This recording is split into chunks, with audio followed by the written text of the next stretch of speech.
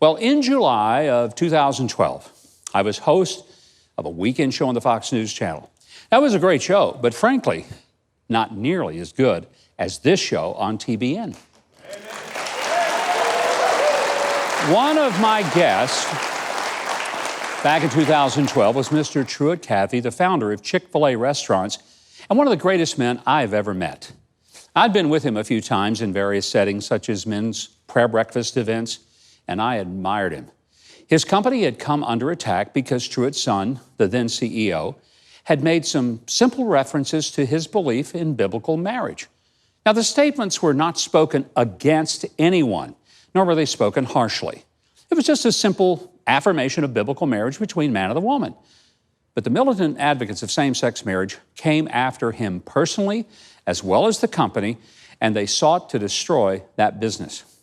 Frankly, it was outrageous. So without any coordination or communication with Chick-fil-A, I organized what I called the Chick-fil-A Appreciation Day.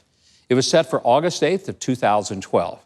And it wasn't a protest. It just asked people to show appreciation for a business that followed its Christian convictions. The response stunned the nation, garnered national media attention, because millions of people flocked to Chick-fil-A outlets everywhere, even in California. Now, most of the restaurants ran out of food by late afternoon. It remains the largest day of sales for Chick-fil-A ever. Now, not long after, Dan Cathy, son of the founder, announced that he might reconsider giving to pro-family groups, even those groups that were falsely branded hate groups by the radical left and by pro-gay and lesbian groups. Many of us were shocked and disappointed, but we mostly just kept quiet. Well, this past week, the COO of the company told BizNow News that Chick-fil-A Foundation would no longer give funds to the Salvation Army, the Fellowship of Christian Athletes, or the very effective Christian drug rehab group, the Paul Anderson Youth Home. Instead, they would give to groups like Covenant House, which prominently prides itself on increasing support for the lesbian, gay, bisexual, transgender, queer, and questioning groups. Chick-fil-A is free to support whoever they choose. And if they believe supporting such groups and abandoning those who practice traditional Christian ministry, if they think that'll increase their sales and income, look, that's their prerogative.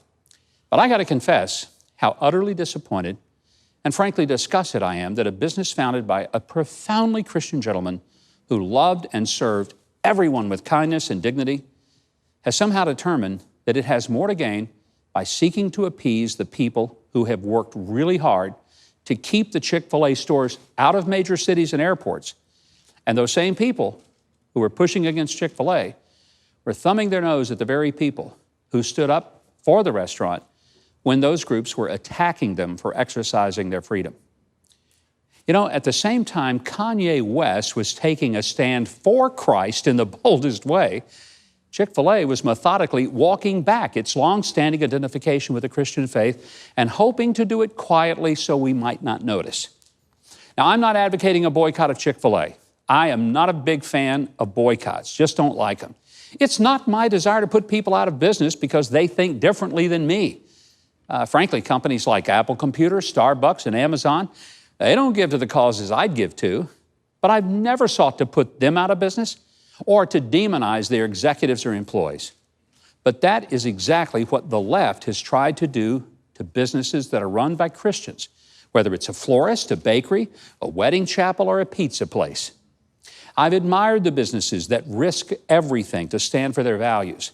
But frankly, I'm disheartened when a business surrenders to hateful critics and turns from its roots and customers to try and please the voices of economic terrorism, somehow in the hopes that they're going to win their friendship and at the same time make more money. I'm sure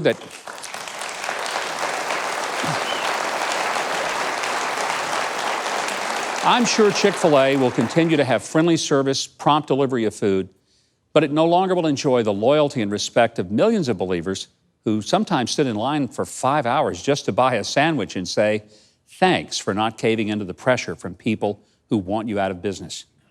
Now, they've caved, and they've chosen a new constituency, which they have every right to do. But for some of us, they're now just another chicken chain, no different than any other.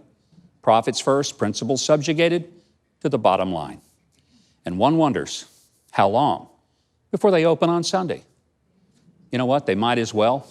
Most of us won't even notice anymore. But I have to believe if Mr. Truett Cathy were alive, he sure would have noticed.